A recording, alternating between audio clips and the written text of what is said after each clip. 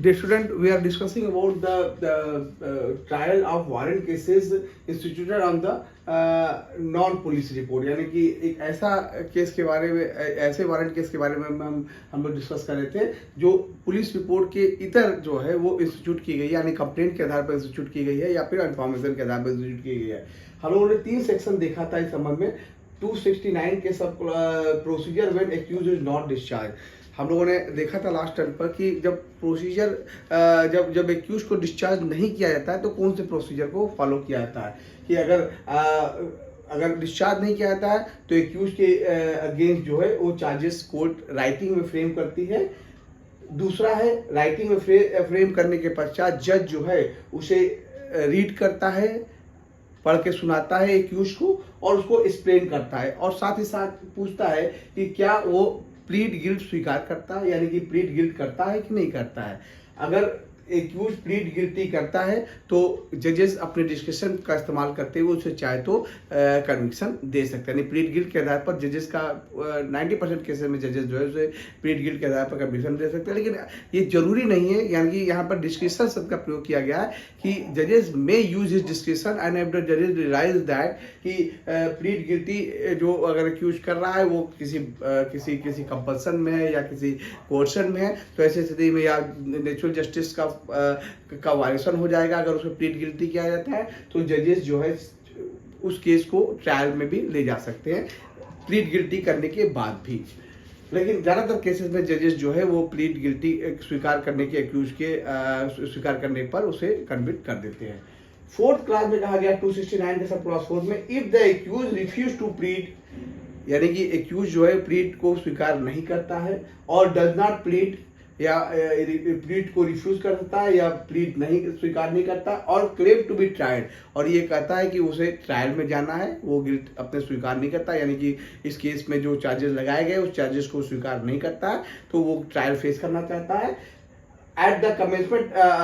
If the accused is not convicted, under section 3 में कहा गया कि प्लीड गिल्टी एक्यूज स्वीकार कर सकता है। अगर अंडर सेक्शन 3 में प्लीड गिल्टी स्वीकार नहीं करता है, ही शैल required to state at the commencement of the next hearing of the case। तो ऐसी स्थिति में जजेस जो है जो कोर्ट है उसे एक डेट फिक्स कर देगी और उस डेट पर जो है प्रोसिक्यूशन से कहेगी कि वो अपने एविडेंसेस को प्रस्तुत करे। यानी कि प्लीड गिल्टी स्वीकार नहीं करता है तो फिर जजेस जो है वो केस को नेक्स्ट लेवल पर ले जाएगी, और नेक्स्ट लेवल पर ये है कि डेट फिक्स किया जाता है और इस डेट को जो है magistrate for reason to be recorded in writing so then it fit forthwith whether he wishes to cross examine any and if so which of the witness for the prosecution whose evidence has been taken। तो ऐसी स्थिति में next date को public prosecutor से कहा जाएगा कि वो अपने विटनेसेस को प्रस्तुत करे, और पब्लिक प्रोसिक्यूटर जो है कोर्ट से रिक्वेस्ट कर सकता है जिस विटनेस की उसके रिक्वायर है, और कोर्ट ऐसे विटनेस को जो है वो समन करके, या किसी विटनेस के उसे क्रॉस एग्जामिनेशन की रिक्वायर है तो पब्लिक प्रोसिक्यूटर कोर्ट को रिक्वेस्ट कर सकता है और कोर्ट जो है ऐसे विटनेस को जो है समन देकर बुला सकती है कोर्ट में नेक्स्ट डेट ऑफ हियरिंग के समय। 269 का सब क्लास 2 ही कहता है, if he says he does not so wish, यानी the witness name by him shall be recall and after cross examination and re examination they shall be discharge. Subsection 5 में बताया गया है, सबसेक्शन 5 में बताया गया है कि जब भी विटनेस को बुलाया जाएगा उसका एग्जामिनेशन इन चीफ होगा, फिर उसका क्रॉस एग्जामिनेशन होगा अगर कोर्ट चाहेगी तो, और फिर उसका री एग्जामिनेशन जरूरत पड़ेगा अगर पब्लिक प्रोसिक्यूटर को लगता है कि कोर्ट वो हॉस्टाइल विटनेस बन रहा है तो उसका री एग्जामिनेशन भी किया जाएगा, और सारे विटनेसेस को एग्जामिन करने के बाद उसे डिस्चार्ज कर, यानी विटनेस को कहा जाएगा कि अब आप लोग घर जाइए और आपका जब भी अगर जरूरत पड़ेगी तो फिर बुलाया जाता है, यानी कि उसको विटनेस को डिस्चार्ज कर दिया जाएगा। सेक्शन 217 69 क्लास 6 कहता है, the evidences of any remaining witness, अगर कोई विटनेस छूट गया है फॉर द प्रोसिक्यूशन से कोई विटनेस छूट गया है, यानी जो बचे हुए विटनेस है, शैल नेक्स्ट डेट को टेकअप किया जाएगा and after cross examination and re examination उसका क्रॉस किया जाएगा, उसका री किया जाएगा and they shell also be, और उसे भी डिस्चार्ज कर दिया जाएगा। यानी कि सेक्शन 6 जो है, प्रोसिक्यूशन का कोई विटनेस अगर छूट गया है और उसका एग्जामिनेशन नहीं हो पाया तो उसे नेक्स्ट डेट को उसका एग्जामिनेशन, क्रॉस एग्जामिनेशन और री एग्जामिनेशन करने के बाद उसे भी डिस्चार्ज कर दिया जाएगा। 269 का सेक्शन 7 है, कह रहा है where despite giving opportunity to the prosecution को पर्याप्त अपॉर्चुनिटी देने के पश्चात and after taking all reasonable measure, और सारे मेजर्स को अडॉप्ट करने के पश्चात, यानी कि सेक्शन 207 जो है वो नया सेक्शन जोड़ा गया है, ये न्यू सेक्शन है, बीएनएसएस में जोड़ा गया है, याद रखिएगा, जहां पर ये कहा गया है कि प्रोसिक्यूशन को पर्याप्त समय देने के पश्चात and taking all reasonable measure लेने के पश्चात अंडर दिस संहिता, if the attendance of the prosecution witness under sub section 5 and 6 cannot be secure cross examination, अगर कोई ऐसा विटनेस है जो सेक्शन 5 और सेक्शन 5 और सेक्शन 6 के अंतर्गत उसका क्रॉस एग्जामिनेशन या री एग्जामिनेशन या एग्जामिनेशन इन चीफ नहीं हो पाता है, ही शैल बी डीम्ड, ऐसा समझा जाएगा that such witness has not been examined, उस विटनेस का एग्जामिन नहीं हुआ ऐसा समझ लिया जाएगा, for not being available because, क्योंकि वो अवेलेबल नहीं है, and the magistrate may close the prosecution evidence, और प्रोसिक्यूशन एविडेंस के सारे एविडेंस आ जाने के पश्चात and reason to be recorded in writing, और रीजन को रिकॉर्ड करेगा कि क्यों नहीं उस एक विटनेस का क्लास एग्जामिनेशन हो पाया है, और proceed with the case on the basis of the material on record, और फिर उसको जजमेंट दे देगा। यानी कि दोस्तों ये सब सेक्शन 7 में एक नया क्लॉज जोड़ा गया है। यहाँ पर एक बहुत ही सिंपल सी बात की गई है कि जहाँ प्रोसिक्यूशन को पूरी तरह से अपॉर्चुनिटी दे दिया गया, यानी कि प्रोसिक्यूशन को कहा गया कि वो अपने सारे विटनेस ले आइए, सारे विटनेस ले आया है, साथ ही साथ इस संहिता में बताए गए सारे रिजनेबल मेजर्स को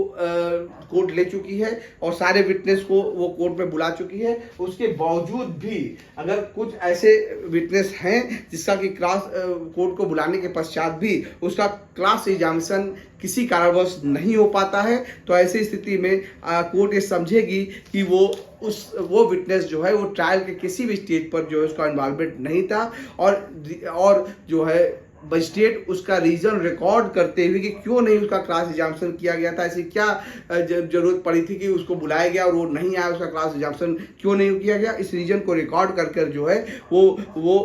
वो जो है मजिस्ट्रेट जो है उसके सामने जितने भी विटनेस मटेरियल फैक्ट और डॉक्यूमेंट आए हैं उसी आधार पर वो जो है वो केस को प्रोसीड करते हुए और अंततः जो है वो अपना फाइनल जजमेंट देगा। यानी कि जो विटनेस का क्लास एग्जामिनेशन नहीं हुआ है और तमाम कोशिशों के बावजूद भी कोर्ट उसको बुलाकर उसका क्लास एग्जामिनेशन नहीं कराई है, तो मान लिया जाएगा कि वो विटनेस का एग्जामिनेशन जो है नहीं हो पाया है और रीजन रिकॉर्ड करके उस विटनेस को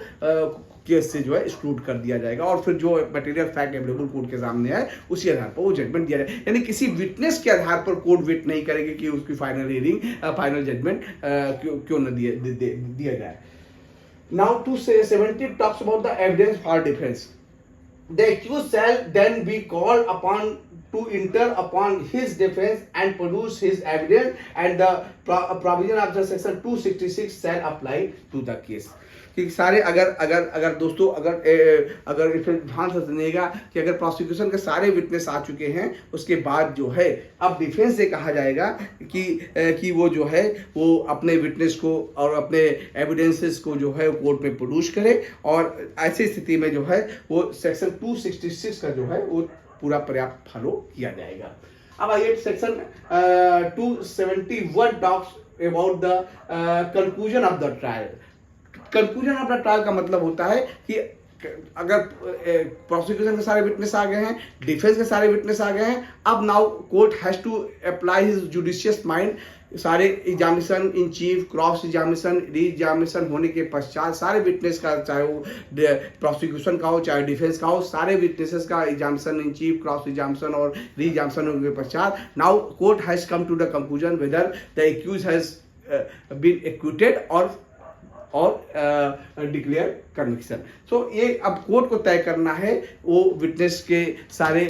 एविडेंसेस के आधार पर कि उसे एक्विटल करना है या कन्विक्शन करना है। तो यहाँ पर अल्टीमेटली जो है कंक्लूजन ऑफ द ट्रायल या तो एक्विटल होगा या तो कन्विक्शन होगा। तो 271 talks about if in any case under this संहिता, इस चैप्टर के अंतर्गत कोई भी केस में in which a charge has been framed, जहां पर चार्ज फ्रेम किया जा चुका है. The magistrate find the accused not guilty. अगर accused को मजिस्ट्रेट सारे गवाहों को सुनने के पश्चात, एविडेंसेस को देखने के पश्चात मजिस्ट्रेट को लगता है कि वो गिल्टी नहीं है, he shall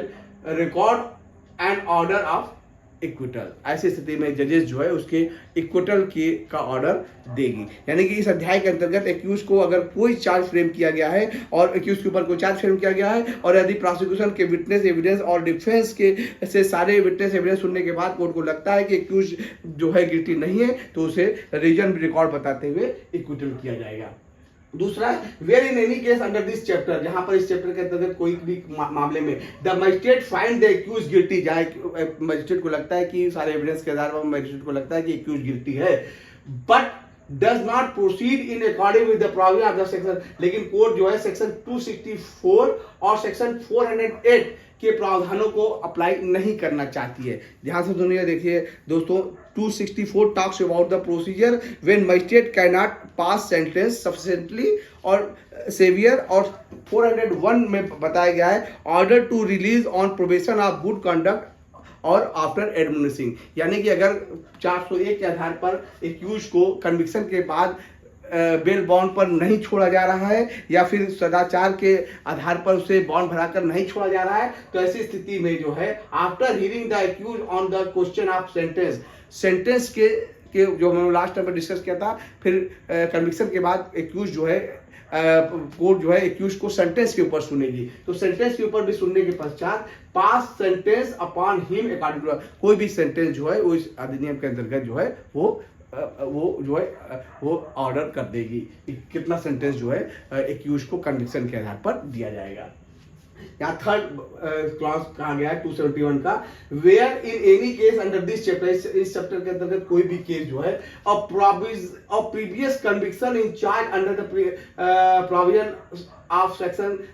subsection 7 of section 234 and the accused does not admit that he has been previously convicted as alleged in the charge. जहाँ पर मैंने दोस्तों हमने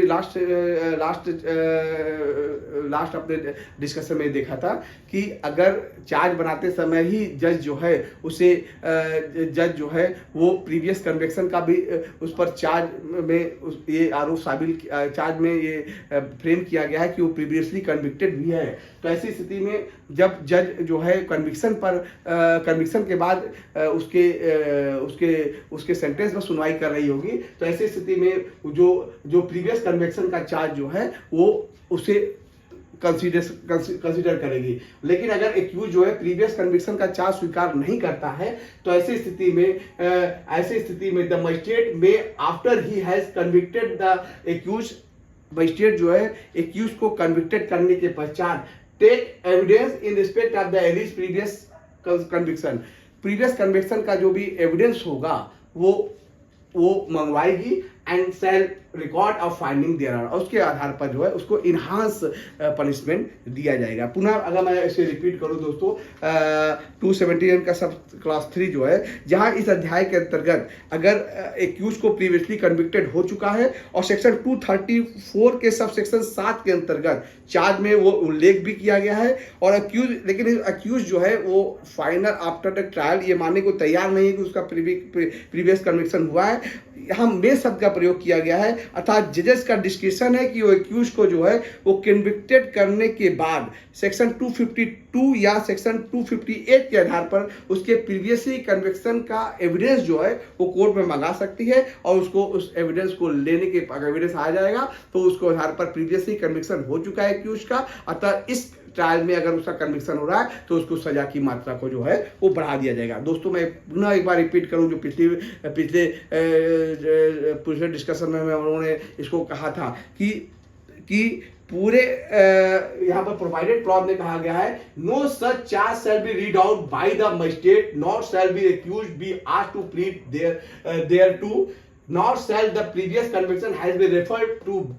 bye the prosecution or any evidence adduced by it until the accused has been convicted under subsection 2. दोस्तों यहाँ याद रखिएगा, जब भी कभी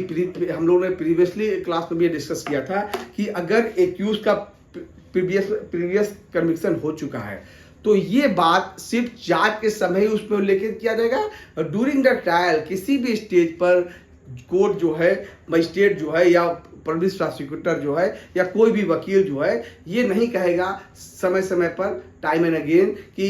ये एक्यूज ऐसा है जिसका कि प्रीवियसली कन्विक्शन हो चुका है। हर एक्यूज हो सकता है कि किसी क्राइम में इन्वॉल्वमेंट रहा हो, सजा याफ्ता हो चुका हो, लेकिन वो सुधर गया हो। अतः कोई जरूरी नहीं कि एक बार एक्यूज अगर किसी केस में फंस गया है या कन्विक्टेड हो गया है तो बार बार वो ऑफेंस को दोहराएगा। तो ये जरूरी, अगर उसके बार बार पूरे ट्रायल के दौरान बार बार इस मामले को उठाया जाए कि वो पहले से प्रीवियस कन्विक्टेड हो गया, तो कोर्ट कहीं प्री जुडिस न हो जाए और उसको इस ट्रायल में भी उसका कन्विक्शन ट्रायल के दौरान ही मान लिया जाए कि ये एक्यूज जो है इस केस में भी इन्वॉल्व रहा होगा। तो इसलिए ये नहीं किया जाएगा।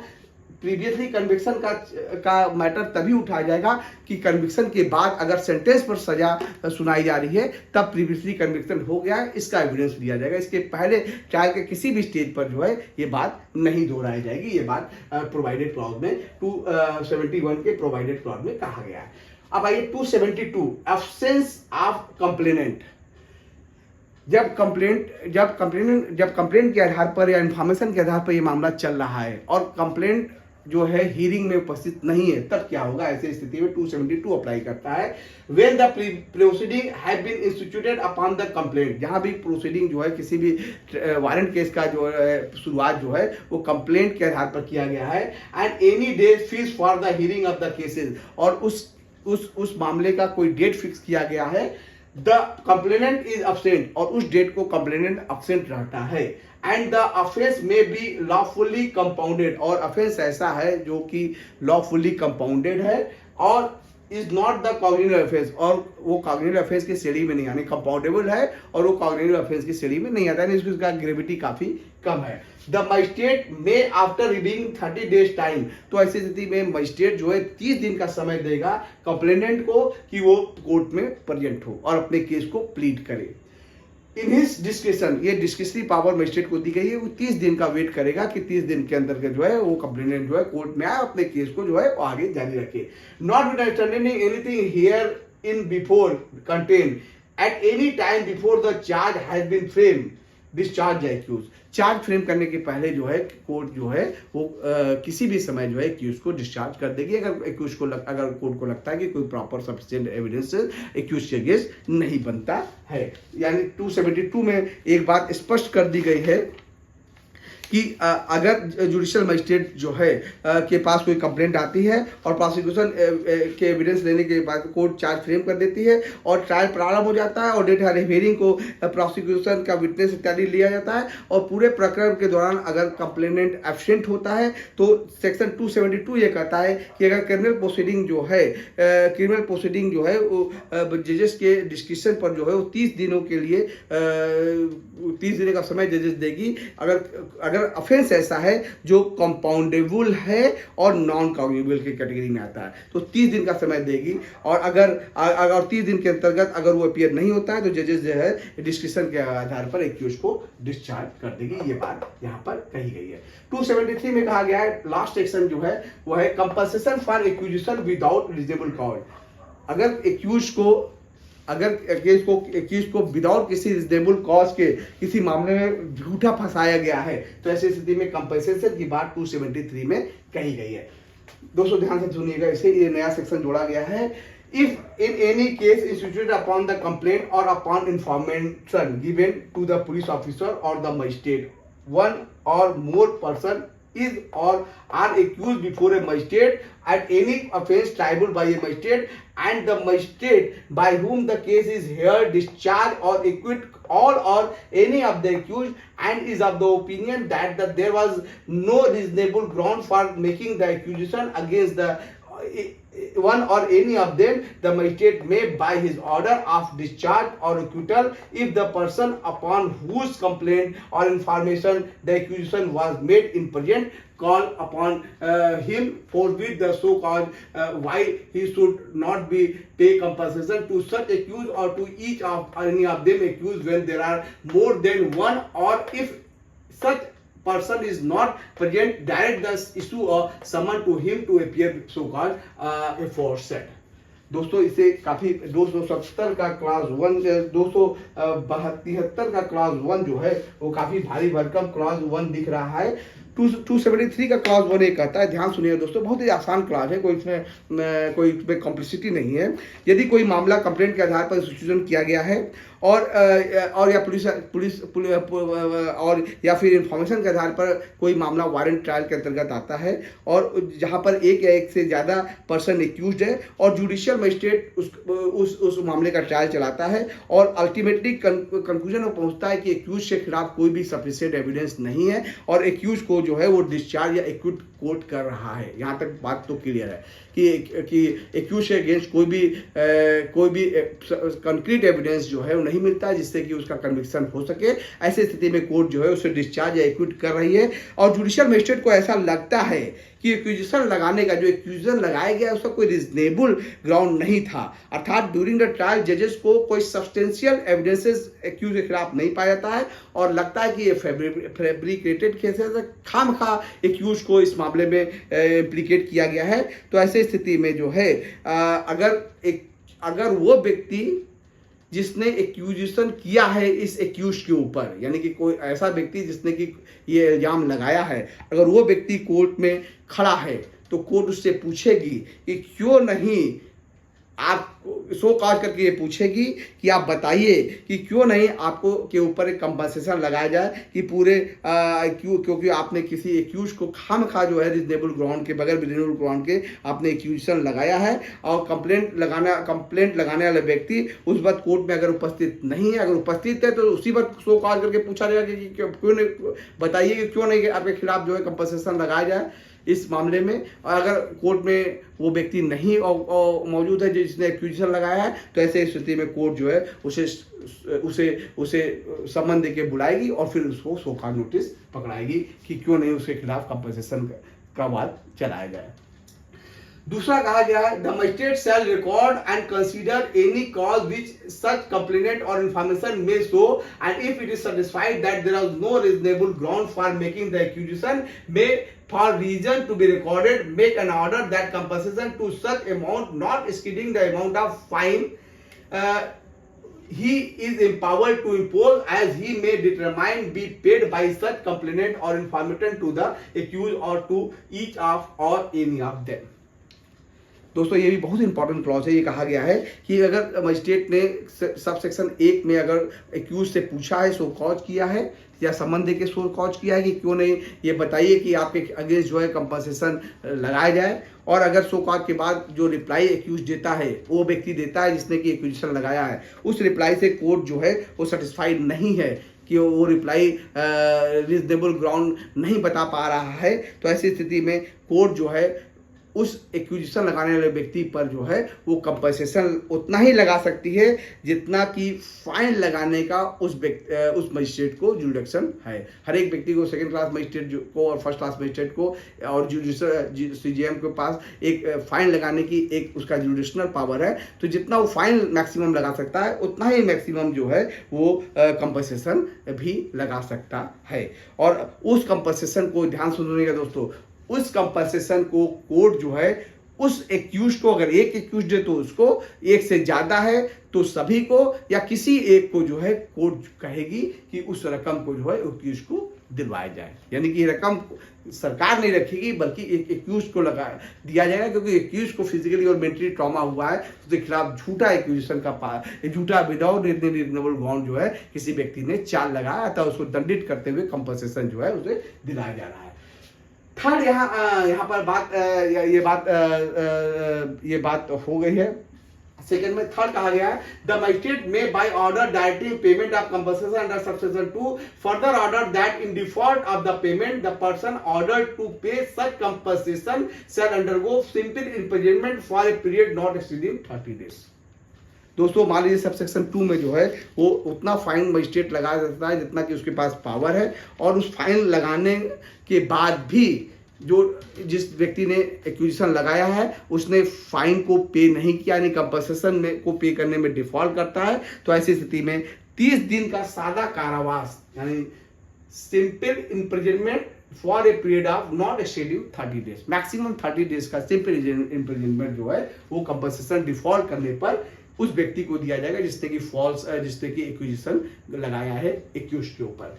फोर्थ है, when any person is imprisoned under subsection 3, the provision of subsection 6 of section 8 of the BNSS shall so far as may be applied। Section 4 में कहा गया है यदि कंप्लेनेंट और इन्फॉर्मेंट को सेक्शन 3 के अंतर्गत इम्प्रिजनमेंट किया जाता है, 30 दिन का मैक्सिमम इम्प्रिजनमेंट दिया जा रहा है, तो बीएनएस धारा 8, तो ऐसे स्थिति में बीएनएस की धारा 8 सब क्लॉज 6 के अंतर ऊपर भी, यानी बीएनएस की धारा 8 सब क्लॉज 8 जो है, सब क्लॉज 6 जो है इसके ऊपर अप्लाई करेगी, अर्थात उसके क्रिमिनल लॉ के अंतर्गत भी उसको यानी यहाँ पनिश करने के बाद उसको क्रिमिनल लॉ के अंतर्गत भी पनिश किया जा सकता है, यानी उसको एग्जम्प्ट नहीं किया जाएगा। ये बात ये बीएनएस की धारा 8 सब क्लॉज 6 बताती है। सेक्शन 5 बताया गया है, सब सेक्शन 5 में कहा गया है no person who has been directed to pay compensation under this section shall by reason of such order be exempted from any civil or criminal liability in respect of the complaint made or information given by him. दोस्तों इसे भी ध्यान समझिएगा, section 5 ये कह रहा है कि अगर कोई ये कोर्ट ने यदि कंप्लेनेंट या इन्फॉर्मेंट के आधार पर कोई कंपनसेशन लगाया है और यदि उसके फॉल्स केसेस लगाने पर कोई सिविल, यानी कि इस केस में तो उसे गलत इन्फॉर्मेशन देने पर एक्यूजिशन लगाने पर उसके कंपनसेशन दिलवा दिया गया है, और इसी आधार पर यदि कोई सिविल और लाइबिलिटीज भी राइज होती है उस एक्विजिशन लगाने वाले व्यक्ति के ऊपर, या कोई क्रिमिनल लाइबिलिटीज या सिविल लाइबिलिटी राइज हो रही है, तो दोनों का ही केस चलाया जा सकता है, अर्थात कंपनसेशन मात्र देने से उक्त लाइबिलिटी से बच नहीं सकता है, उक्त लाइबिलिटी के आधार पर उस पर सेपरेट केस फाइल किया जाता है। यानी वो व्यक्ति डिफॉल्टर ये नहीं कर सकता है कि मुझे ऑलरेडी कंपनसेशन या 30 दिन के सादा करावास इस अधिनियम के अंतर्गत दी गई है, अब मैं कोई दूसरा सिविल और लाइबिलिटी के लिए इंटाइटल्ड नहीं हूँ। नहीं, वहां पर भी सिविल और क्रिमिनल लाइबिलिटी चलाया जाएगा, क्योंकि यहाँ डिफॉल्ट न करने के आधार पर उसे कंपनसेशन दिया जा रहा है। ठीक है, अब आइए यहाँ पर प्रोवाइडेड क्लास कहा गया है any amount paid in an accused person under this section shall be taken into account in awarding compensation to such person in any subsequent civil court related to the same matter। यहाँ भी एक ही बात कही गई है कि इस धारा के अंतर्गत यदि एक्यूज को कोई कंपनसेशन पेड किया गया है तो किसी अन्य मामले में इस कंपनसेशन को भी ध्यान रखा जाएगा, यदि सब्सिक्वेंट में कोई सिविल लाइबिलिटी उसी मामले में अगर फाइल किया जाता है तो ये बात टेकन इनटू कंसीडरेशन किया जाएगा कि ऑलरेडी एक मामले में इस एक्यूज को जो है कंपनसेशन अवार्ड किया जा चुका है। इस मामले को भी तथ्य को ध्यान में रखा जाएगा जब भी सब्सिक्वेंट केस इस आधार पर अगर एक्यूज के ऊपर कोई लगाया जाता है। अब 273 का सबसेक्शन 6 से कह रहा है a complainant or informer who has been order under subsection 2 by magistrate अगर of the second class to pay compensation exceeding 2000 rupees, यानी अगर सबसेक्शन 2 के अंतर्गत अगर मजिस्ट्रेट ने उतना फाइन लगाया जितना कि इंटाइटल है, यानी जुडिशियल मजिस्ट्रेट सेकंड क्लास अगर का जो कंपनसेशन है वो 2000 से ज्यादा नहीं दे सकता है इस सबसेक्शन 6 के अंतर्गत। अगर 2000 तक का कंपनसेशन एक्यूज के ऊपर लगाया गया है, he may appeal from the order as if complainant or informant had been convicted on the trial held by such magistrate।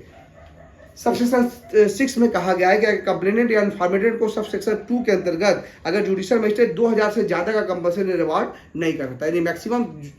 Judicial magistrate second class जो है मैक्सिमम 2000 रुपए तक का कंपनसेशन जो है वो अवार्ड कर सकता है सबसेक्शन 6 के अंतर्गत। लास्ट 7 में कहा गया है when an order for payment of compensation to an accused person is made, जहां भी एक्यूज पर्सन को जो है कंपनसेशन का ऑर्डर इस 273 के सबसेक्शन 2 में कहा गया है which is subject to the appeal under subsection 6, वो सबसेक्शन 6 के अपील के ऊपर निर्भर करता है। दोस्तों यहाँ ध्यान रखिएगा, हम लोगों ने लास्ट पर भी ये कहा गया था कि हर एक अगर कोई कंपनसेशन का फाइन, अगर कंपनसेशन किसी एक्यूज को अवार्ड किया गया है, किसी जिसने फॉल्स एक्यूजेशन लगाया गया है, कोर्ट ने अगर कंपनसेशन अवार्ड किया है, और एक्यूज को कंपनसेशन तभी दिया जाएगा जब जो है जो अपील की डेट है हैज इलेप्स्ड, जो अपील की डेट या तो समाप्त हो चुकी है, और if an appeal is presented before the appeal has been decided, और जहां पर अपील कहा गया है, अपील एक्सेप्ट किया गया है, और जब तक अपील डिस्पोज ऑफ ना हो जाए तब तक कंपनसेशन क्या जो अमाउंट है वो एक्यूज को नहीं दिलवाया जाएगा। और साथ ही साथ ये भी कहा गया है कि which is not so subject to the appeal shall not be paid before expiration of the 1 month from the date of order। और जब ऑर्डर दे दिया जाए और अपील कोई न करे, या अपील की मियाद खत्म हो चुकी है और अपील ना करे, तो 1 महीने के भीतर जो है ये कंपनसेशन, 1 महीने के बाद जो है ये कंपनसेशन जो है वो दिलाया जा सकता है। यानी कि अगर अपील का अधिकार नहीं है तो 1 महीने बीतने के बाद ही कंपनसेशन जो है अवार्ड कराया जा सकता है। और लास्ट में कहा गया है the provision of this section apply to a summon as well as the warrant cases. इस जो पूरा का पूरा 273 में जो compensation for acquisition without reasonable cause है, ये पूरा का पूरा जो सेक्शन है वो समन केसेस में भी और वारंट केसेस में भी अप्लाई, यानी समन मामला भी होगा तो भी वे compensation for acquisition without reasonable cause जो है वो अवार्ड किया जा सकता है उस व्यक्ति के अगेंस्ट जिसने कि विदाउट एनी रीजन के किसी व्यक्ति पर एक्विजिशन लगाया है। तो आई होप जो हम लोगों ने पूरा का पूरा वारंट ट्रायल देखा, institute of the police report और other than the police report, दोनों ही सेगमेंट को हम लोगों ने देखा था, और पार्ट 3 में हम लोगों ने देखा था कंक्लूजन ऑफ द ट्रायल। तो ये तीनों पार्ट जो है हम लोगों ने यहाँ पर खत्म कर दिया है। अब आशा करता हूँ कि जितने भी प्रोविजंस हम लोगों ने वारंट केसेस में, क्योंकि warrant trial is a very important trial under the BNSS, so I hope कि all the provisions which we have clarified in this segment you are able to understand it. Thank you very much.